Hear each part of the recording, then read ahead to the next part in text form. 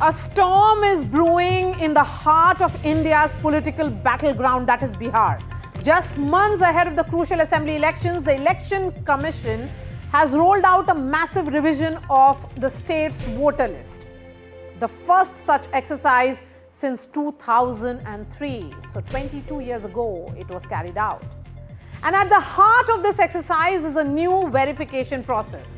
Any voter not found in the 2003 list will now be required to furnish proof of birth and Indian citizenship. Booth-level officers have been tasked with going door to door, collecting one of 11 approved documents from voters, all within a tight 1 month deadline. And this 11 list of documents doesn't include the Aadhaar cards, and that's the big question as well. The Election Commission says the move is was needed by rapid urbanisation because of large-scale migration and demographic changes. A clean-up to ensure that only legitimate eligible voters cast their ballot. And according to the Election Commission, only those who are ordinary residents of a constituency are entitled to vote, and crucially, not all 4.96 crore voters will need to submit documents, only those flagged in the process have to. But the opposition is up in arms. The India Bloc is calling this move more like a clean-up. They are calling it Votebandi.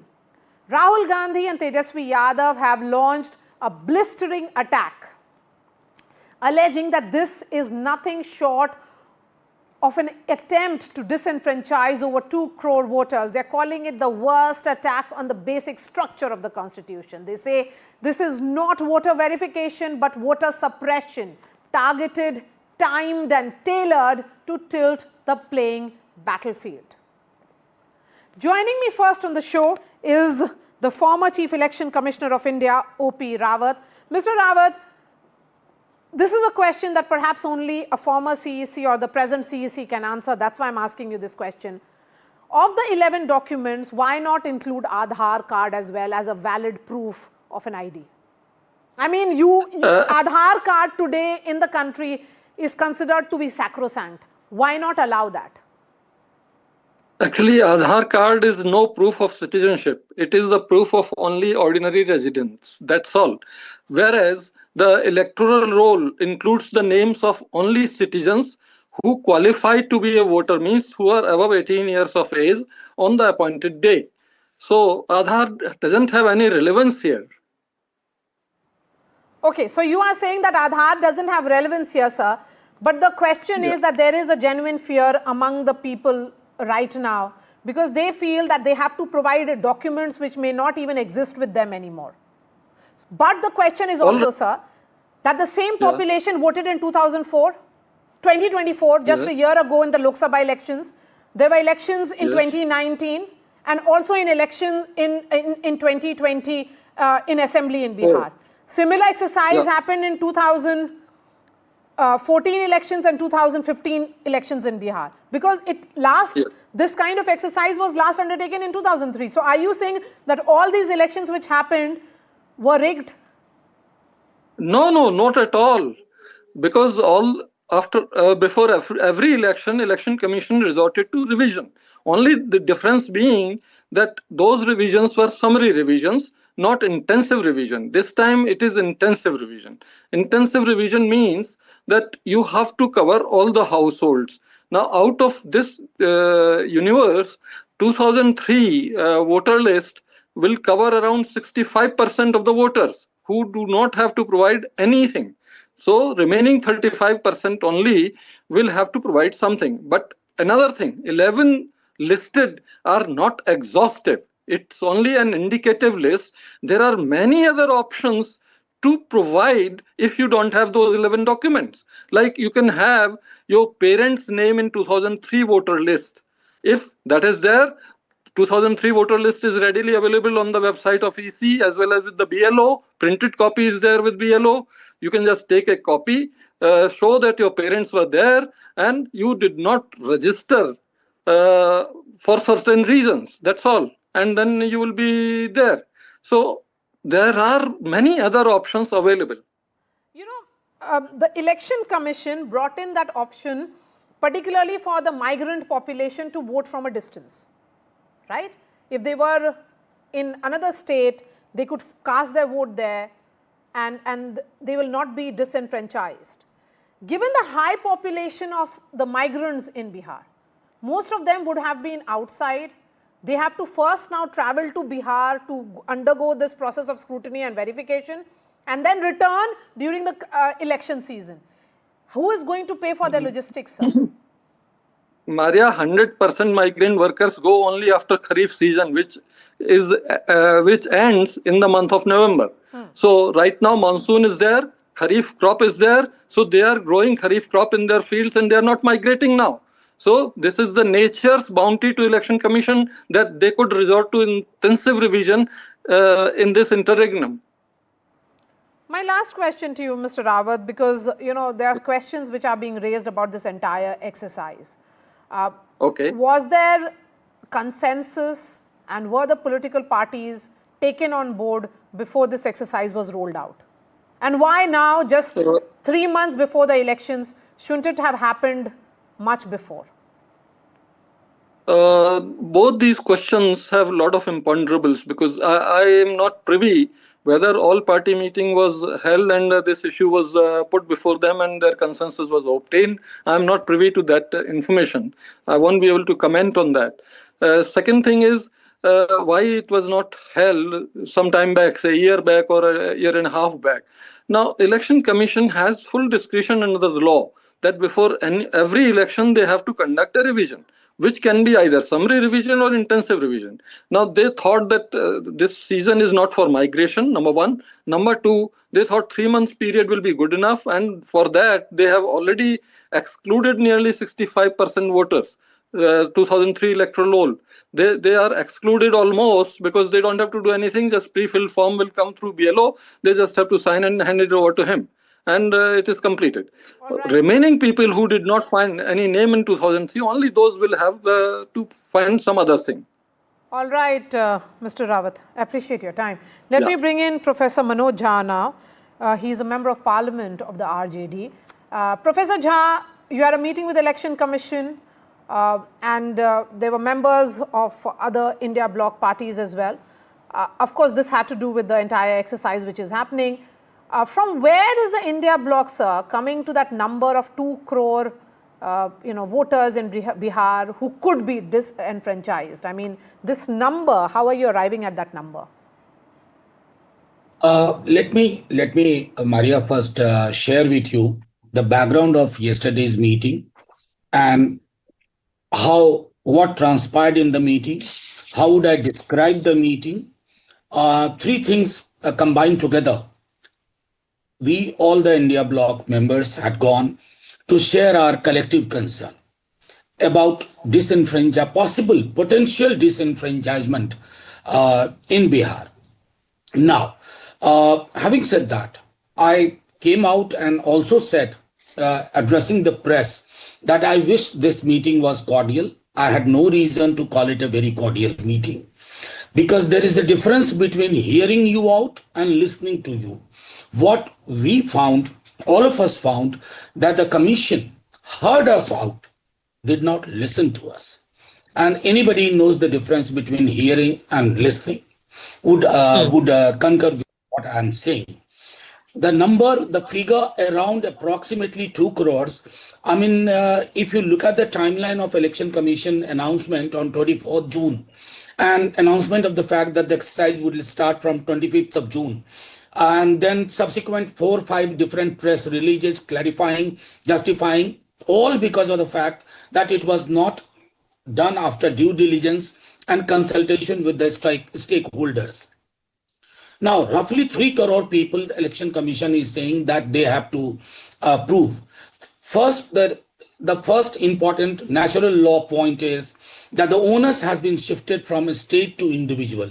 And I gave us a kind of analogy to the Chief Election Commissioner that in my university I tell some student that your work is full of plagiarism. And he says, or she says, no, sir, it is not. So I asked him or her to prove, rather than before making that charge, I should have had the evidence in my hand. So that's the basic premise we approached. We didn't get to know. Now, at one point, Chief Election Commissioner himself said that 20%, roughly 20% people from Bihar, they live in different other cities as migrant population. And that proved our suspicion, our fear true, that the brunt shall be borne by people who live in Surat, who live in, Baroda or Hoshiarpur or Mumbai, in different parts of Maharashtra. And despite the fact that live in these cities, they come to Bihar on festivals, and particularly during the festival of democracy, that is voting, whether it is assembly election or the parliamentary election. Now, this entire population roughly would be subjected to a rigorous exercise of finding one document out of 11. They won't accept Aadhaar, they won't accept ration card, they won't accept EPIC card, they won't accept Manrega job card, and so on and so forth. So if you look at the numbers, and also in view of the fact that all different parameters, Bihar ranks quite low. How many of us, except people coming from a particular particular class background, it's very difficult to collect, contain all the documents at a safe place, particularly when the floods are almost there in different districts of Bihar. In view of it, if you look at, and there have been very good writings by different people, including some of those important points which Tejaswi ji raised, I submitted that in the form of a letter addressed to the Election Commission. The numbers would not be less than 2 crore. The people who shall be put in a doubtful category, and everything. Why only from Bihar? This exercise could have been taken immediately after the Lok Sabha election. You did not.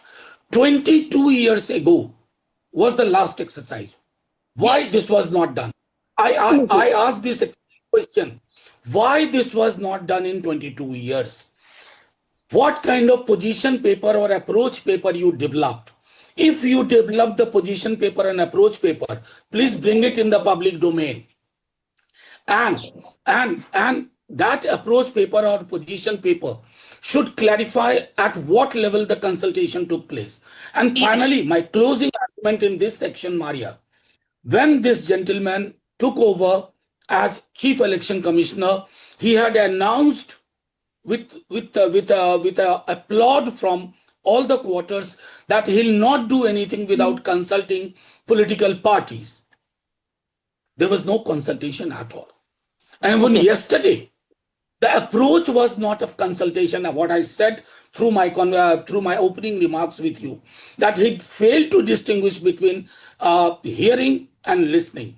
That is the root of the problem, and that makes us worry, not only as political party, but as somebody about democracy, which is actually to protect the most sacrosanct of the right, and that is right to vote. All right. Professor Jha, you've made a couple of points, and I would like you to elaborate on that. So what justification did the Election Commission give when the India Bloc said that why is Aadhaar card not an acceptable, or a ration card not an acceptable form of an ID? Bihar, of course, has a very huge migrant population. Who is going to make arrangement for their travel, so that they can, or the logistical challenges that they'll face because they have to go for first scrutiny and then to cast their votes? Maria, let me tell you, if they become doubtful, they lose voting rights. Where is the possibility of discussing the mode of conveyance or mode of transport? First, you have to respect that these migrations are fundamentally different, which are from Bihar, and compared to migration from other states. I gave them my example that I came here to study with bare minimum, and for many years I continued to be a voter in Bihar and refused to be a voter in Delhi. During elections, I'll go back to Bihar. Similar is the case, but if you put them in the doubtful category, if you just give them 25 days of time, then to draft, verification, and all kinds of certification, you are actually not making it a mechanism of inclusion, but a mechanism of exclusion. Number one. Number two, we must also understand that so far, Election Commission has failed to convince us or convince themselves why Aadhaar won't be accepted and why different other government's own scheme-based, certificate or testimonial shall not be accepted. The day I get it from the Election Commission, the same day I'll reach out to you and share. Okay, but sir, why, when you say the Election Commission did not take political parties on board, why didn't they do that? Was there an answer in that meeting? Shock and surprise, combination of both. And I'll tell you, there is a precedence. His predecessor, Rajiv ji, where he was toying with the idea of remote voting. There was a huge meeting. All political parties, including BJP, all opposition, we had our argument. I personally remember I had provided them that what are the pitfalls of it. And I'm thankful that it was solved. It was possible after the consultation. In this case, there was no consultation at all. And I repeat what I said, apart from 20% of the migrant population, which I think is on the radar of exclusion or the verge of getting excluded, a large number of them. What worries me, that people who generally struggle with these kind of certificates are the subaltern classes and communities, Dalits, minorities, Muslims in particular, backward caste, they'll have to struggle. And if you want a kind of elite coup against the subaltern, I see that kind of design. It's a proposed, planned elite coup against the subaltern castes and communities. All right, Professor Manoj Jha, thank you for joining us here on NDTV. Let me bring in Sanjay Jaiswal now, a former state president of the BJP from the state of Bihar, who is now a member of parliament of the BJP from Bihar. Mr. Sanjay Jaiswal, the concerns being raised by the India Bloc before the Election Commission would be something which would be very valid in the sense that this fear is real, because Bihar has a huge migrant population and they have to undergo the scrutiny, which may not be really fair for them. And the India Bloc is putting that number of almost like 2 crore Biharis who could be disenfranchised because of this entire exercise which is being undertaken by the Election Commission. See, there are already 5 crores people, which doesn't need to verify at all. So the question of 2 crore people doesn't arise, is first thing. Second thing, even in those roughly 3 crores, 2.96 crores people who need to be verified, out of them, if your father or mother has been a citizen already registered in the voter list, then that's enough, because we all are giving a pre-filled form. If you write down your father's name and mother's name, and they are already voters out there, so that thing will be filled. So naturally, this will take care of most of the things. The only problem will be those people who with complete family have shifted outside. For them, there's a through net, you can file online. Though my opposition friends are objecting, but this has happened in 2003, where elections were in 2004. So do they want to say that at the time of in 2003, when even the net was not properly available, Okay. as voters from the Bihar? That's not possible. The only thing is that because in 2003 it happened in Lalu Yadav's era, so everything is fine. Now it's happening in Nitish Kumar. That's the only reason why they are objecting it. Otherwise, this thing has happened in Jawaharlal Nehru's region.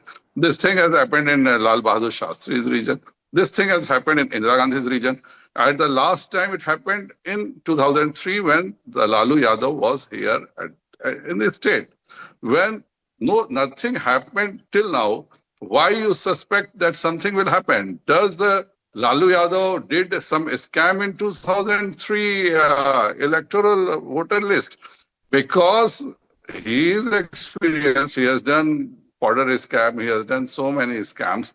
So do Mr. Lalu Yadav and Rabri Devi want to say that while in 2003 they have done a lot of scam through elections? That's why they fear that this time happen. They should clarify it. But Mr. Jaiswal, it's not just the RJD or the Congress which is expressing their concern. Even India Bloc parties, your alliance partners in Bihar are also equally concerned. But the fact that that Aadhaar card, ration card is not being seen as a valid form of identification, what kind of identity, verification is then going on here? So my answer will be same. There was no Aadhaar card in 2003. There was no Aadhaar card in 1983. There was no Aadhaar card in 1965. There was no Aadhaar card in 1952. Why this time you are apprehending? That's my question is. See, it's very simple that out of roughly 7.96 crores voters, roughly 5 crores voter doesn't need to be identified because they are already in the electoral roll. The second thing is that if your father and mother has been in 2003 voters list, you can easily write it down that I am son of him and my father's and mother's name is already in voter list. So giving your any proof is sufficient. You don't need to do something extra. This is more an apprehension rather than reality. I sincerely think that because of fear of losing elections, they are trying to have a lame excuse as a citizen, like you are in Delhi. You also belong to Bihar. You can easily ask your father and mother or your parents or guardians that you have to register my name. They will fill the form. That's not a problem at all. If your whole family has been shifted to Delhi and still you want to vote in Bihar, then naturally you have to fill the form online. That's all. Okay, there are concerns that this is some kind of a targeted exercise, particularly against the minorities and Dalits. Then how will you allay those fears? They have had voter rights. Now the BJP is looking at disenfranchising them. If you are a genuine Bihari, there's nothing to fear about it. If you belong to somewhere else, if you are an immigrant, illegal immigrant, naturally you have to fear. If you want your name at 3 or 4 places, even if you are a minority or a majority, a general caste or a reserve caste, but you want that your name should be in city also, in village also, and third way. See, even if you talk about my own home, I'm telling you that my ward has got an electoral list by certain people who have put at the time of municipal corporations election many names from the rural area. They are having names in the rural area also, they are having names in the urban area also. We don't have any check. And those people who are talking about Aadhaar, the government has mandated itself that Aadhaar should be a part of voter ID. If you remember correctly, Supreme Court struck it down that you cannot ask Aadhaar for voter ID. This was clearly said by Supreme Court. Now the people who were very happy with that, okay, Supreme Court has struck down that Aadhaar card is not mandatory. Now they are talking about the Aadhaar card. This government was very clear. If you remember, this government has put the voter lists tagged with Aadhaar card 1.5 years back. But that time Supreme Court struck it down. So once Supreme Court had said that we will not consider Aadhaar as a mandatory thing, now suddenly you want to go Election Commission against Supreme Court. I'm unable to understand it. But Sanjay Jaiswal, there are a number of questions which are being raised by India Bloc, the opposition parties, and all these are very, very valid questions. As a Bihari myself, I understand that there are concerns of several who are staying outside Bihar, but they travel to the state during the election season to cast their votes. So thank you so much for joining us, Sanjay Jaiswal there, Member of Parliament of the BJP. We are putting out all the discussions on NDTV.com. That's all from me. Thanks so much for watching.